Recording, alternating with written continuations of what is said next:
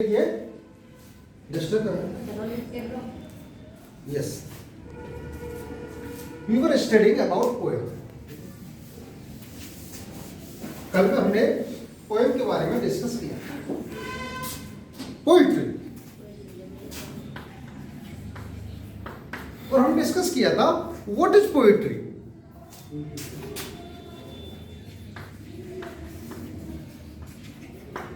और सेकंड चीज हम डिस्कस की थी, how can you understand it. Understanding of the poetry. और I have told about the 6 steps we have to go through when we want to understand a poem, and those 6 steps were stanza form, meter, figure of speech, rhyme scheme, development of thought and analyzing of the poem। ठीक है ना? Yes. सबसे पहले हमने form को बताया था आपके बारे में, फॉर्म के बारे में, व्हाट इज द फॉर्म। लेकिन before going to the form, what we have to do for understanding a poem, first thing we have to do is reading that poem. Reading a poem. और ये reading कैसे करनी है? केवल एक simple reading नहीं होती, ये रीडिंग है जब हम फर्स्ट रीडिंग किसी पोएम की करेंगे, you will feel somewhat odd because you can't understand it's complete meaning, so you will feel somewhat odd definitely. But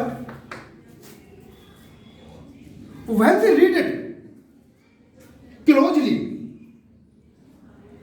twice or thrice, when we read it closely twice or thrice, it will definitely unfold itself. The poem will definitely unfold itself, its meaning, and you can grasp its meaning in second time or in third time।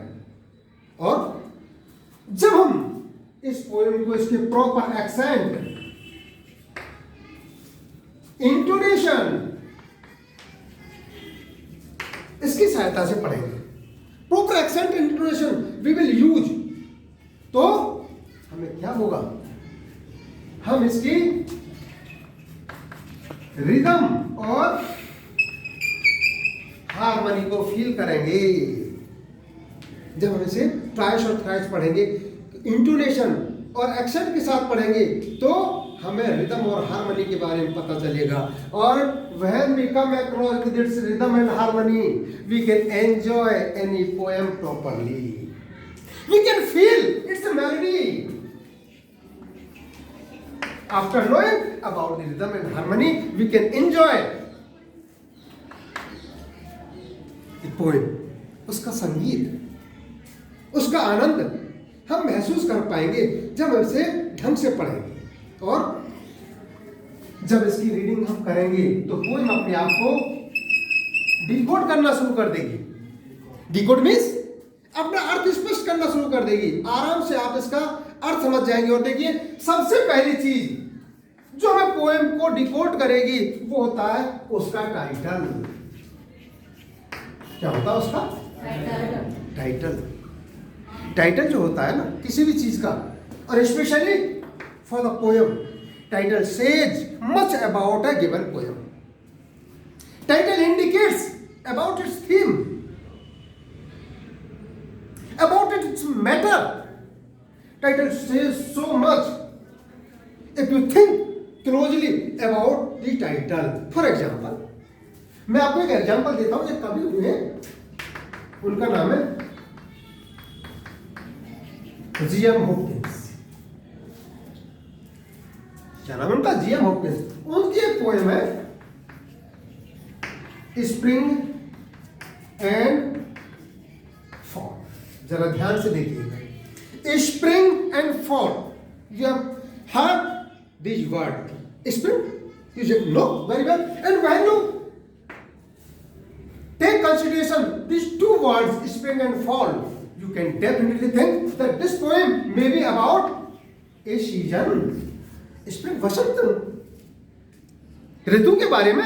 आप इसका अंदाजा लगा सकते हैं कि ये किसी season के बारे में है। डेफिनेटली ये किसी सीजन के बारे में है। और देखिए, इसमें जब आप टर्म्स पढ़ेंगे टर्म्स पढ़ेंगे, जैसे आया spring of life,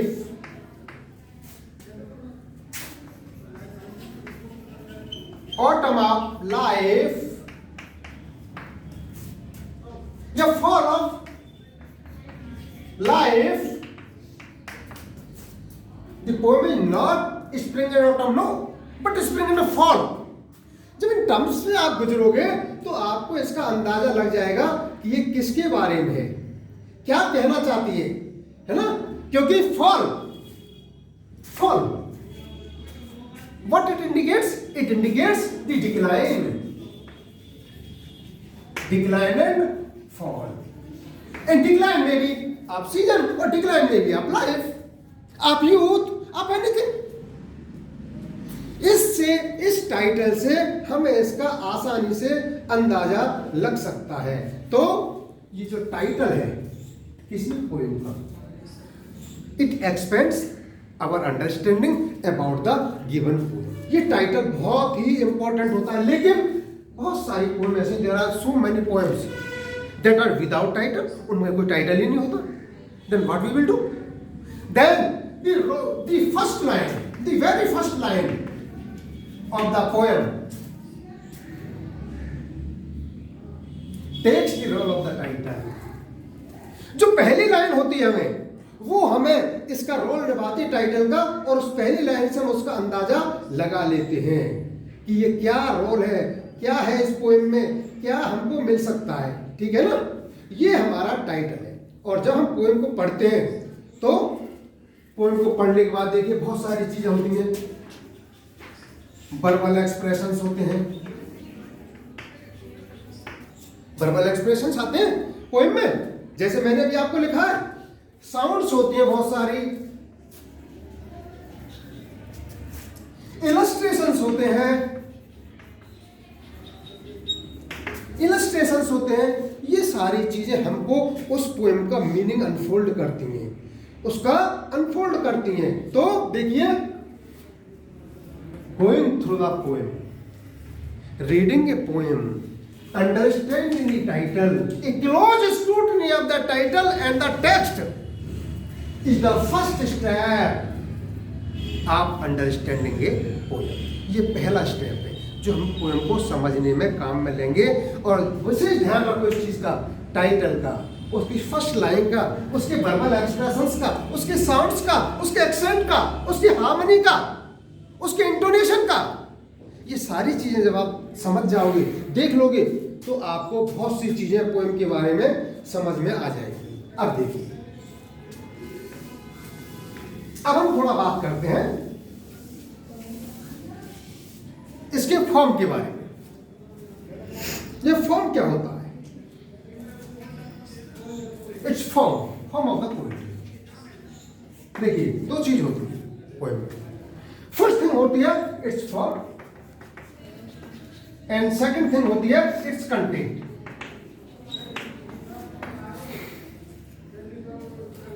first thing form and second thing content. Form, content, subject matter, जो पोएम आपको दी हुई है. If you want to understand a poem genuinely, we have to consider both things, its form and content. हमें दोनों चीजों को बड़े ढंग से समझना होगा. इसकी फॉर्म को भी समझना होगा और इसके कंटेंट को भी समझना होगा हमें. जैसे देखिए, अब ये कंटेंट, ये बोथ थिंग्स, ये दोनों चीजें हमें इस पोएम के बारे में बहुत कुछ बताएंगे. और हम फॉर्म को फिर कैसे, ये कई फॉर्म होती हैं जिनके बारे में मैं आपको बताऊंगा. देखिए, कवि हुए और उनका नाम है एडमंड स्पेंसर. क्या नाम उनका? Edmund Spenser. और उनकी एक पोएम है और उसका नाम है फेयरी क्वीन.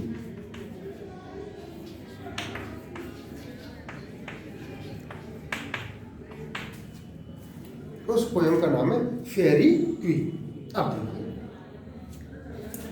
इसमें जो स्टैंजा है, स्पेंसर जो स्टैंजा डिवाइस किया, स्टैंजा जो यूज किया है, it is called Spenserian stanza.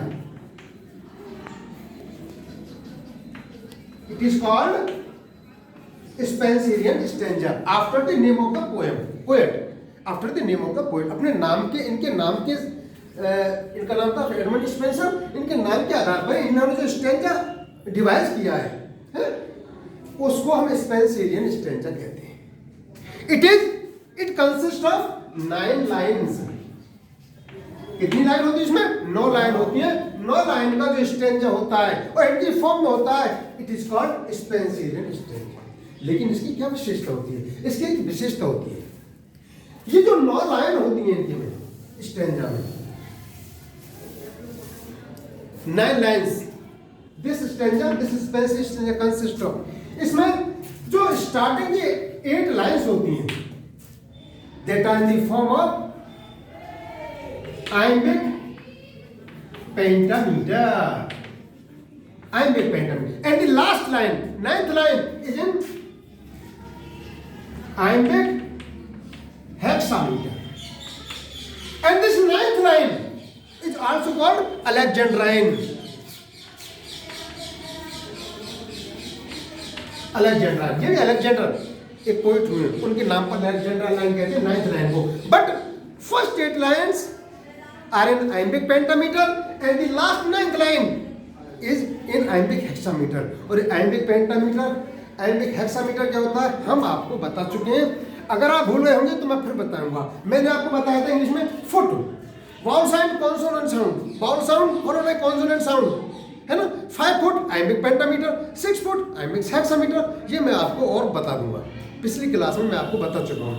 लेकिन ये जो 8 लाइन होती है स्टार्टिंग की, ये iambic पेंटामीटर होती है और लास्ट लाइन जो होती है वो iambic हेक्सामीटर होती है, जिसे अलेक्जेंड्राइन भी कहते हैं. और इस पूरे स्टेंजा को हम स्पेंसरियन स्टेंजा कहते हैं. अब देखिए मैं आपको एक स्टेंजा पढ़ के बताता हूँ स्पेंसरियन स्टेंजा, जिससे आपको उसका थोड़ा बहुत ज्ञान हो जाए. और चूंकि मैं पूरा स्टेंजा तो ब्लैक बोर्ड पर नहीं लिख पाऊंगा, मैं उनके एंडिंग वर्ड्स लिखता हूँ जिससे आप उसके फॉर्म को डिटरमाइन करना सीखें, डिटरमाइन करना सीख जाए. तो देखिए मैं स्टेंजा पढ़ता हूं, ध्यान से सुनिएगा और मैं एंडिंग लाइन उसकी नोट करूंगा, फिर हम उसके फॉर्म को डिटरमाइन करेंगे. ध्यान से देखिए. The man who news while long did mask. First in the first line the ending word mask. Look at it. Second line, as time had taught the lonely shepherd weeds.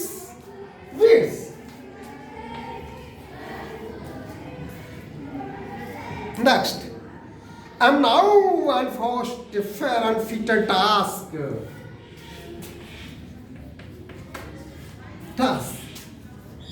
Next, for jumpage it's time to change my Newton needs. Newton reads. And sing of night and ladies gentle deeds.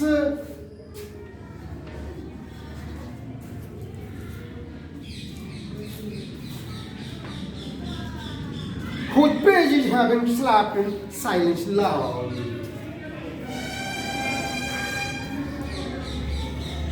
May all to mean the second muse I needs.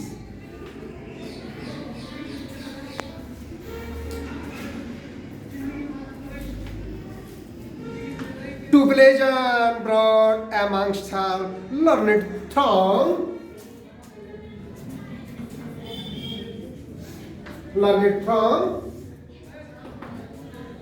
files, verse and faithful love shall moralize my song. जरा ध्यान से देखिए, हम इसकी form को determine करेंगे. देखिए, mask denote by A. Weeds, another sound denoted with B. Task, similar to the sound mask. Then A, huh? Yes. Weeds, reads, B, deeds. Similarly B. Then long. Different sound? Denoted by C. Very good. और reads B.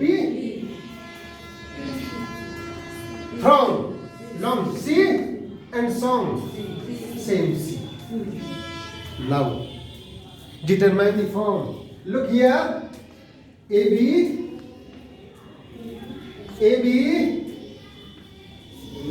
BC, BC, and then C.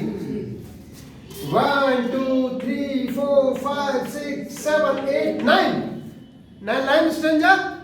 So it is Spencerian stanza. Last line. These 5 lines are of iambic pentameter, and the last line in iambic hexameter, and it is called Alexandrine. But all the 9 lines, a single stanza called Spencerian stanza. अब देखिए its form A B B C C, and we can sing this stanza easily if we can determine the form of the stanza. And it is called the Spencerian stanza. समझे कुछ है? तो सबसे पहले हमें किस पर ध्यान देना है? The reading of the poem. Reading of the poem will start from the title of the poem. And if it is without title, then from the very first line of the poem. Then we will think the verbal, we will see the verbal expressions, its melody, read it with accent and intonation, and then determine the form of the stanza. And after it, we can easily sing the stanza and can understand the meaning. If we go through twice or thrice with understanding, we can decode the meaning of the given stanza. It is the form. Next video में मैं आपको कुछ और forms के बारे में बताऊंगा जो इंग्लिश पोएट्री में मिलती है. आज के लिए इतना. Okay, good bye.